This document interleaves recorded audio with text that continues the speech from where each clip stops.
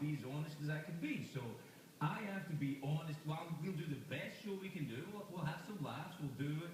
We'll do what we do, but to a degree. But this is on my mind. I can't pretend it's not there. I'm not one of those people. I'm not a valuable quality entertainer.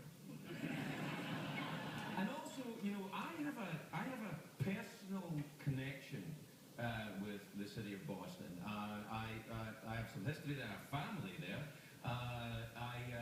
When I became an American citizen in 2008, I spoke at Faneuil Hall on July 4th at the invitation of Tommy Menino, who is the mayor of Boston and one of the more colourful characters in American politics. Who would have thought the city of Boston would rise up with an interesting and colourful politician? But it happens from time to time. But the city of Boston, I've been there on the 4th of July many times on the Esplanade there with that big half shell or clam shell, or I always get it wrong, but I've done that a lot, and every cop in Boston looks like I'm his brother. You know that's true. So my first stand-up special in America, I shot it in Boston. I'm used to it. I like that town.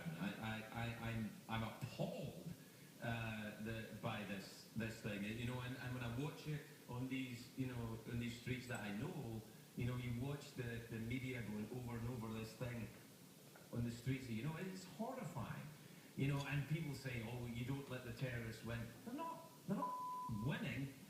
It's there. It's there. And I know people say, oh, we don't know if it's a terrorist. Yes, we do. Whoever did that thing wasn't doing it for any other reason. I mean, clearly they failed in achieving the number of deaths and carnage that they were trying to get. This wasn't some brave commando that snuck into a military installation and put a limpet mine on the side of a battleship and then snuck out, fearing for his own life. This was some that went into a public place and left something there that he knew was going to blow up. That's not a soldier. That's a terrorist. That's not a soldier. So, if I have all this inside of me, if I have all this rage and anger and distress and upset inside of me, I'm not good enough a comedian to hide that from you. I can't hide it from you. It's there. So, we'll have our guests out tonight and I'll ask them about their lives. But wait.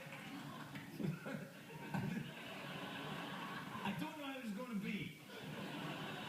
Luckily, we have a couple of guys tonight who I think we got a shot. They're intelligent.